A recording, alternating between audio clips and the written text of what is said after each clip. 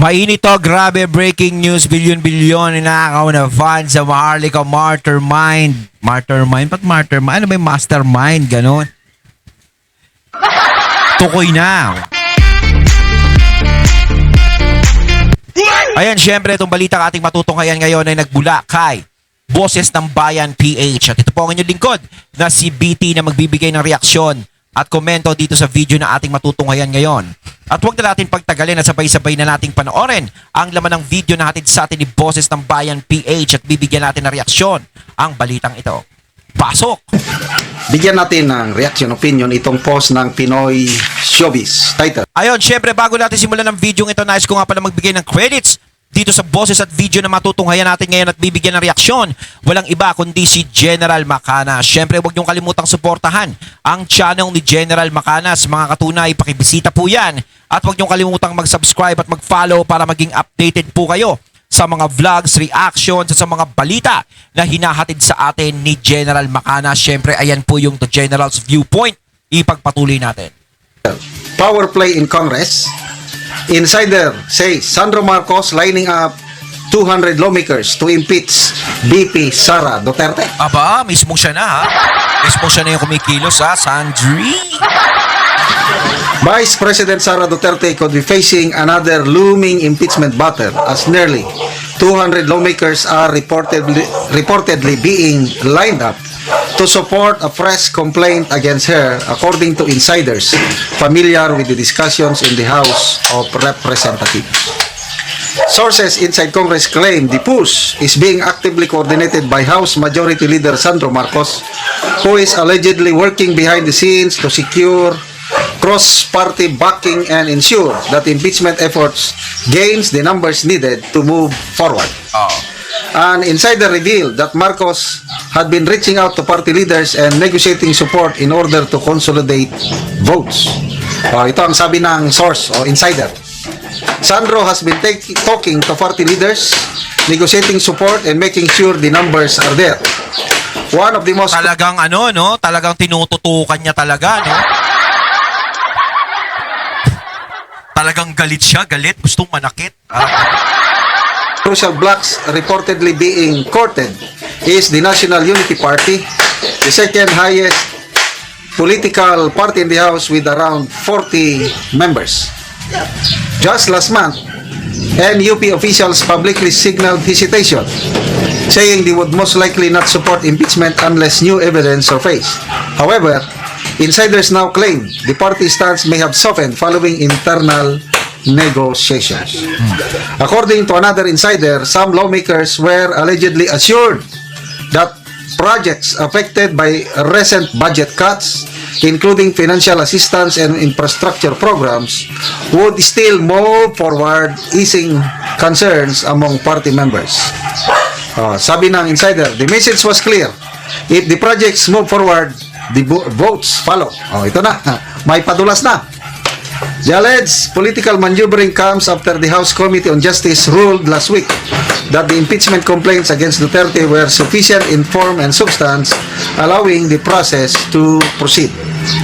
The revived complaints largely echo the allegations raised in the 2025 impeachment case, which was supported by 215 lawmakers but was later struck down by the Supreme Court of the Philippines. Among the accusations are betrayal of public trust and culpable violation of the Constitution, particularly over the alleged misuse of 612 million in confidential funds. As the Justice Panel waits for Duterte's formal response, Marcos is reportedly preparing to travel to Bali, Indonesia later this week for a birthday gathering with several political allies. An insider suggested the meeting could also serve as an informal gauge of support for the impeachment effort. Sabi na insider, think of it as a vibe check. If the numbers hold there, it means the impeachment train is really moving. Okay, so Talagang ayaw nilang tigilan si VP Sara sa pag-i-impeach, no? Talagang hindi sila titigil. Sa totoo lang kasi talagang yung sinimula na yan, no? Talagang inaasahan na natin yan na hindi talaga titigil yung impeachment na yan kasi sinimulan na nila yan eh. Once sa sinimulan nila, alam kong tatapusin nila yan. Kung hanggang saan naaabot. Pero talagang may limitasyon yan. Hanggang 2027 lang yan. Di ba? Kaya nga sinasabi natin, kapag nag-2027, si VP Sara nakalusot, pasensyahan na. Ayun ang problema nila. Kaso nga lang, di ba, ito talaga, gagawin talaga nila yan. Kasi once na itigil nila yan, alam nila baka balikan sila ni VP Sara, di ba? Advance na nga silang mag-isip O kita nyo naman yung ginawa kay VP Sara.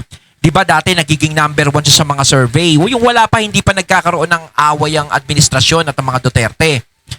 Kumbaga parang medya-medya pa lang yung sa mga mga kasakasama pa lang, mga alitapta pa lang is nagiging number 1 si VP Sara sa mga survey, parang nataranta sila. Diba anong ginawa kay VP Sara? Pinag-initan. Yun ang ginawa sa kanya. Naging advance yung pag-iisip nila kasi baka akala nila yun yung mag-trigger na tumakbo siyang presidente. Baka mamaya tumakbo tong presidente, matalo tayo. Diba? Ito pa naman yung pagkakataon kung kailan nakapwesto na yung kaklose natin, gusto natin tumakbo ng presidente, masasapawan pa tayo ni Sara Duterte. Kaya ganun yung ginawa. Tinerya ng tinerya, pinag-initan si VP Sara. Ganyan ganyan yung ginagawa nyo, nagiging advance yung pag-iisip nyo. Kaya alam kong hindi nyo titigilan yung impeachment na yan dahil iniisip nyo na baka balikan kayo ni VP Sara. Eto na nga, yung dating mabago-bago pa sana, tinigil nyo na yan Baka sakaling hindi na tumakbo si VP. Kaso eto, parang late, parang kung sakaling tigil nyo yan, hindi na, tapusin nyo na lang. Diba kung hanggang saan naaabot? Kasi sa ginawa nyo sa mga Duterte, sigurado. No? Siguradong parang walang kapatawaran yun. Diba? Lalong-lalo na kay Tatay Digong, yung ginawa nyo kay Tatay Digong. Diba? Hindi talaga makakalimutan ni VP Sara yun. Kaya yung mga ginawa nyong yan talaga yung nag-trigger kay VP Sara na tumakbo siyang presidente. Kasi nag-announce na nga siya dati pa matagal na na wala naman siyang plano tumakbong presidente. Kahit nga tatay niya, ayaw siyang patakbo yung presidente. Kaso mga tamang hinala, nakinig dun sa survey, nakitang number 1 si Sara Duterte, ayun, na-advance sa mga utak. Natakot. Ano ang basa ko dito? Yes! Gagawin lahat ng Marcos Jr. administration na mag-push through ang impeachment case ni VP Sara. Dahil sabi nga ni Senator, ex-Senator Drilon Parang nagpapagawa ng bahay si General Macanas. at saka Congressman Erese, ang administrasyong Marcos ay gagawin ang lahat para hindi matuloy ang pagkandidato ni VP Sara sa 2028. And Yan gagawin nila lahat para hindi matuloy ang pagkandidato ni VP Sara. So nandudo na nga tayo. Ma-impeach nila si Sara Duterte. Gaya ng lagi nating sinasabi. Sure ba sila na walang manok ang mga Duterte na tatakbo bilang presidente? 'Di ba? Meron ng plan B yan. Kung tutuusin. Alam na, kasi parang nararamdaman natin yan. Once na si VP Sara ay hindi ay ma-impeach at hindi makatakbo. Pababayaan ba nila yung posisyon na yan? Siyempre hindi. Dahil kailangan nila yung posisyon na yan. Hindi dahil para makaganti. Para magkaroon ng pagbabago ang ating bansa. Para matulungan ang ating mga mamamayan. Tayong lahat. Hindi lang sa pagganti. 'Di ba? Kaya sigurado meron pa silang manok na pwedeng ipanglaban. At yung manok na ipanlalaban ba ng mga Duterte, sure ba naman kayo na mahina? Siyempre hindi. So yung mga boto na dapat mapupunta kay VP Sara, malamang ko mapunta doon sa manok, napipiliin nila. 'Di ba? Doon mapupunta 'yun. Kaya pa, kung tutusin, etong impeachment na to ay walang kakwenta-kwenta. Walang mangyayari. Dahil kung sakaling manalo pa rin ang manok ng mga Duterte, parang si Sara Duterte na rin ang nanalo. Ganun yun. Kunwari, ma-impeach nyo si VP Sara. Si Bongo mapa-ICC nyo. Si Bato mapa-ICC nyo. Yan lang ba yung mga tao sa likod ng mga Duterte. Hindi. Meron pa. Oh. Mauubos nyo ba sila bago dumating ang 2028? Hindi. Nandiyadyaan din si Baste. Nandiyadyaan si Pulong. Diba? Maraming Duterte at marami din silang kaalyado. Diba? Kaya isip-isip din, nagsasayang kayo ng oras. Bakit hindi nyo nalang talunin si BP Sara sa eleksyon? Bakit hindi nyo siya harapin sa 2028? Bakit yung ginugugol nyong oras sa impeachment ay hindi nyo nalang igugol sa mga nasasakupan nyong distrito? Mas nakatulong pa kayo sa mga mamamayan nyo. Diba? Kasi kung galing din sa mga Duterte yung mananalong presidente, yung impeachment ni BP Sara, mababaliwala din yan. Gets nyo ba ako? O hindi? Diba? Sayang lang ang naging effort nyo. Kaya sabi nga ni Senator Alan Peter Cayetano, talunin nyo na lang siya sa eleksyon. Ito na, the only way na hindi nila mapatakbo si BP Sara sa 2028 is through impeachment. Kaya, yung mga insider sources na yan, sa tingin ko is posible gumagalaw. Kasi kung pabayaan lang ang mga kongresista on their own, walang mga padulas, walang incentive, hindi sila makakakuha ng numbers. The only So kailangan maglabas na naman sila ng pampatulas. possible way for congressmen to vote kung matulad last year na mayroong pundong natanggap. Kaya sige, good luck. Galingan ninyo. At again, ulitin ko, I might be wrong in saying that the House can gather enough votes, more than 1/3. 106 votes lang ang kailangan nila. Yung 54 na boto sa Committee on Justice, sigurado na yan. 52 na lang ang idadagdag nila. So, bring it on. Bring it on. Basa lang tayo sa mga comments. Ayan. Winifredo Bitancor, Sandro may dictate the congressman, but God's time, he cannot control the timing when God... Ito si Sandro, no? Talagang dati maganda talaga yung image niya. No? Pero ngayon talaga parang marami na ding nadidismaya sa kanya. reveals the truth. Ang ganda naman ito. Yes. Sa ngayon, kontrolado nila ang Congress. Pogi pa na. Kaya lang kung ang Diyos nang gumalaw, mabubuking itong mga pinaggagawa nila ngayon. Lalabas at lalabas yan. Maghintay lang kayo. Sabi ng Diyos, vengeance is mine. Oh. Richard Paulugi, you abuse too much power you have today. Remember, it will be the same power you face when you step down. Davi Calyos, so young and yet so corrupt, it runs in the blood. Margie Minosa, do you still have the discernment of all your actions and to the responsibilities expected from you by the people? Wala na. Kasi puros politika na lang eh. Hindi na yung mag-serve sa mga taong bayan ang iniisip. Wala na talaga. Sa panahon ngayon, talagang wala nang maramdaman yung mga taong bayan. Politika na lang yung iniisip. Kung tutuusin, pinapaghandaan nila yung 2028. Talagang gusto nila manaig sa pwesto. Ganun lang yun. Pansariling, example na lang, yung anti-political dynasty bill na isinampa, authored by Congressman Sandro Marcos. Grabe, galit na galit si Congressman Erese dahil instead nga limitahan yung number of members ng families to occupy position, lalo bang dumami? Ganyan sila. They are so addicted to power kaya gusto nilang tuloy-tuloy ang paninilbihan nila. Bigyan natin ng reaction, opinion itong Facebook reel posted by Pinoy Pobre. Ito yung sikat na DDS vlogger, isang Bisaya, Ilongga, with millions of followers. Nako, officially, she's endorsing the presidential bid of BP Inday Sara. Mga bago ko lang to na kilala o na narinig, kwento-kwentuhan ng aking misis at yung mga kaibigan niya, yung Iloy Bugris na yan, grabe.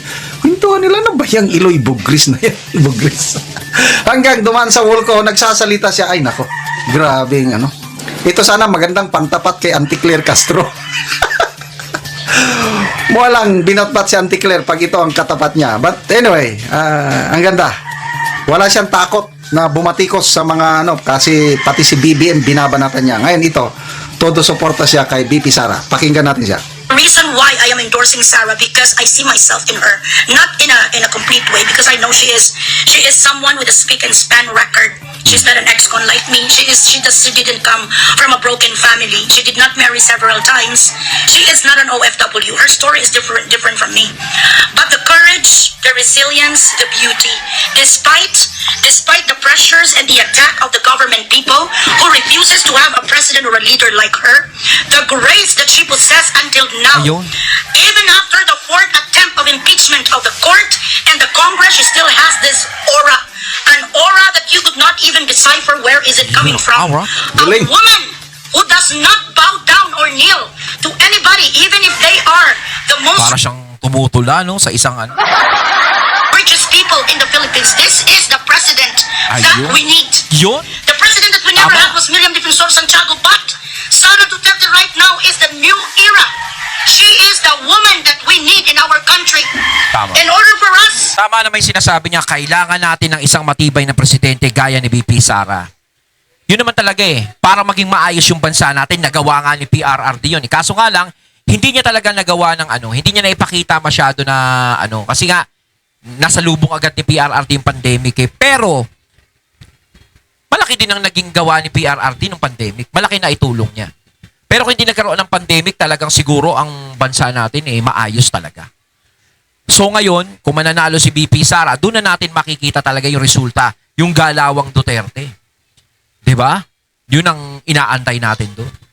to get out of poverty, corruptions, human trafficking, in order for us to become again, to become next to Japan, the most economical or the most Yeah. inspirational country in the world.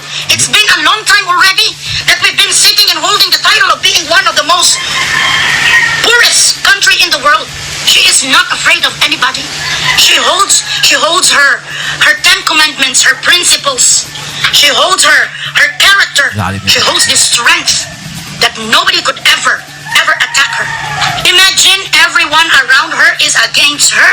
The president, Romualdez, the Speaker of the House, and even in the Senate, but you cannot shake her. She is worse than a tsunami. Hindi natatakot. She is worse than a tidal wave. She is the Masakit mo sa dami ng mga taong kumukontra kay BP Sara, kikita mo pa rin, no? Relax pa rin siya, matapang siya, no? Hinaharap niya talaga. Pinagtatawanan niya lang yung mga yun, Samantalang yung mga nagre-reklamo sa kanya, mga galit sa kanya, sila pa yung nai-stress. storm itself. So sa lahat dyan na nagsasabi na ang itsura ko anong katulad na sa mga Duterte na mentally ill, hambal sa mga kapanutunayan sa buhay nila. Why? Do you have a degree like them in political science and actually lawyers? Sarah is a lawyer by profession. She is not just a so-and-so. Before she became a mayor, she already finished her degree. She has a Juris Doctor for crying out loud. She is somebody who Galing knows the mag-English. law, the Constitution. Hindi sa ang mga maparehas ang iba na nagapungkusog mo sa Senado. Harap gusto Ang takay nyo. mo, nag-English na, nagbibisaya pa siya, no? Ang pagiging presidente, o sige be, ano ang pwede nga makumparar kay Untiveros na kay Sara? Sa diin kang piso yung Untiveros nga nagkamang para sa mga tao nagsulong sa baha. Pinapasidanggan nila si Sara Duterte. Nga kuno hindi yung ma-explicar ang confidential funds ka 125 ang pinakamango nga speaker sa Malacanang nga kadagdaga. She was not able to hold her tongue and she divulged the information when she's not supposed to. Ah. That the president of the Philippines is actually hiding or could Galing not niyang magsalita, no? Talagang... Ang simpleng mga banat, pero talagang real talk lahat na sinasabi niya. explain the 4.5 billion confidential funds, and when she was asked by the media how much is the confidential fund of the president, she answered without any qualms. She said 4.1 billion, tapos naman patay siya sa 125,000 na iyan ni Sara Duterte sa Department of Education when she was the secretary. So why is it that they are so adamant in knowing what happened to 125 million? I-explain ka ang 4.1 billion ni BBM. It is such an oxymoron to run after a vice president who didn't do anything but protect the Philippines. The reason why she did not want to hold the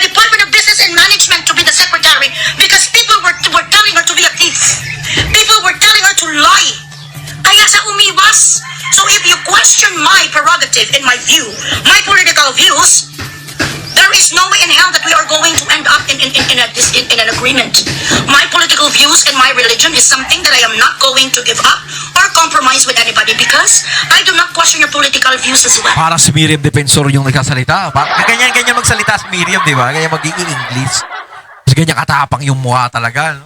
Just because I do not conform to the way you look at the world and the way you look at the corruption in the Philippines, it doesn't mean that I am wrong. May iba-iba na ginaproduce ang atong utak, so pabayaan niyo ko. Huwag niyo akong tinatakot na woman that we need in our country. Ayun, at ating nato kaya ng video na nagbula kay Boses ng Bayan PH at syempre nato kaya natin ang boses at video na yun na binigyan din natin ng reaksyon na nagbula kay General Macanas. Kaya mga katunay, anong masasabi niyo tungkol dito? Comment lang po kayo sa comment box. So once again, I'm BT and I'm out. Peace.